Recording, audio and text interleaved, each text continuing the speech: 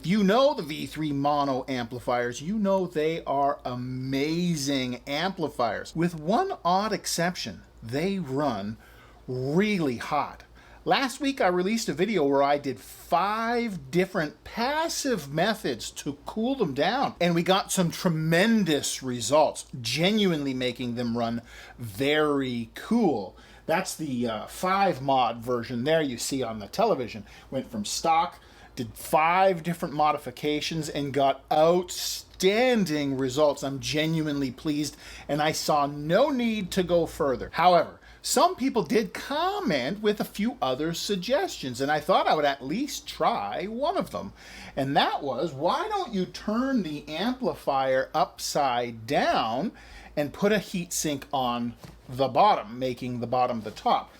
You see, in version 5, or using the 5 mods, I simply put a heatsink on the top of the amplifier. See, the amp chip is on the bottom of the case, turning the case into a heatsink. So the fact that the V3 monos run hot is sort of by design, because the case is meant to get hot to dissipate the heat away from the chip. And it does exactly that, but it still runs too hot for my liking. So one of the 5 mods I did in that video is I put a heatsink on the top. If you want to see all of the 5 mods I did there, click the link right here. That'll take you to that video, or I'll put a link in the description as well so you can see that video. This video is about the 6th mod. Someone made a great suggestion saying that since the heat is generated at the bottom of the chassis, wouldn't it make sense to put a heat sink on the bottom of the chassis and turn the amp upside down, allowing for some passive heat to just radiate out the top? That's a brilliant idea, and I thought I'd give it a test to see if that cooled the amp further. Again, I was thrilled with how cool we could make the amp with the first 5 mods, but why not put another heatsink on the bottom, flip it over, and see if that works just as well or even better. So the bottom of the amplifier, the original bottom with the amp chip mounted to it, I've mounted another heatsink to the top side. You see, I put some holes in the top of the heatsink itself to allow access to the screw terminals that hold the amp chip to the chassis, so I can still pull out the circuit board in the future if I wanted to do some op amp swapping or that kind of thing. So for the sake of this test, I never meant to do 2 heat sinks, one top and one bottom. I just couldn't remove it. Point is, I think it looks pretty damn cool. And the punchline, completely and perfectly effective. Let me run you through the heat tests that I did. The top row in this chart is the amp running at idle for 12 hours. Turned on and idling with no music for 12 hours. The 4 tests we did at idle are A, for a stock amp, B, for the modified amplifier with all 5 of the modifications done to it, C is this amplifier with the amp turned upside down and one more heatsink attached. That's where we got the coolest results.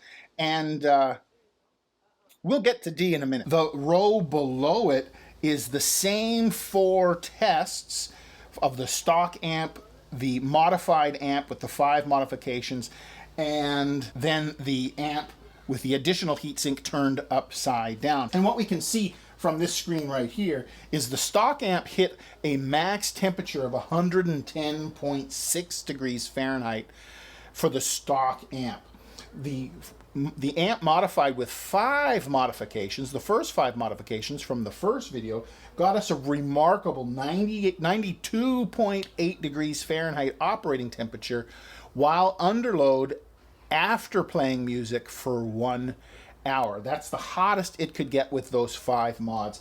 I was terribly pleased with those results. But flipping the amp over and putting an additional heatsink on the bottom, which is now the new top, reduced the temperatures further yet, down to a total of 87.8 degrees, which is an outstanding result. I'm genuinely pleased, These amps genuinely operate cool now. I think they look terribly cool. I've always loved the look of the V3 monos, but these look pretty fantastic in themselves. The 5 modifications that we did to the first test was we put taller feet.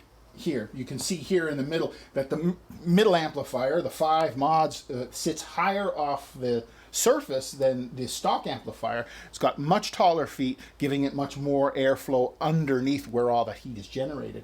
That's the first mod we did. Then we opened up the side air vents, giving it more airflow into the amplifier. The third mod that we did, I'm not convinced this made any change at all, but we downgraded our op amp to an op amp that draws less current. Of all the changes and all the remarkable heat reduction that we did, I'm not at all convinced that swapping op amps did anything. There's no real way for me to test that other than maybe do an A-B comparison with other op amps in there, maybe, which is something I'll do in the future. I'm just not convinced there'll be any change at all. Then we put the heatsink on the top, which had a remarkable effect. And then we went down in size for the power supply from a 48 volt stock power supply to a 36 volt 5 amp power supply. And that was the other comment that people repeatedly left in the first video, is how much of a difference did just swapping the power supply make? And I didn't test that in the first video, so I thought I would test it here. And that is the last column on our chart here. Let's look at those numbers. So column 3, the blue column, is the 6 mods, including the second heatsink and running the amplifier upside down. That is absolutely where we got the coolest running amplifier after 12 hours of idle and after 1 hour of music play at volume 50 on the ZD3 DAC. Is with those 6 mods we got down to a cool 87.8 degrees. But then with this amplifier I put back on the 48 volt power supply, and that's where we get column 4, and you see that the temperatures, as expected, went back up. Not back up all the way, but from 87.8 degrees, we went up to 99.3 degrees. That's the warmest those amps got with the 5 mods plus the 48 volt power supply.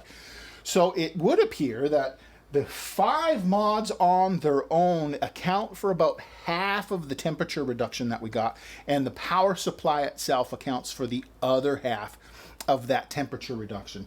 So if we went from 110 to 87, what is that? That's 10, 20, 23, about 22.2 degrees of temperature drop. In total temperature drop from the hottest to the coolest. About half of that came from the power supply, and about half of that came from the feet and the air vents and the fins itself. I'm thrilled with this monstrosity of a V3 mono amplifier. It was one of my favorite amplifiers of all times, and the only concern I ever had with it is it ran too hot for my liking, and therefore I perceived that it was going to have a short life, that it wouldn't last me decades and decades, which I want from this amplifier.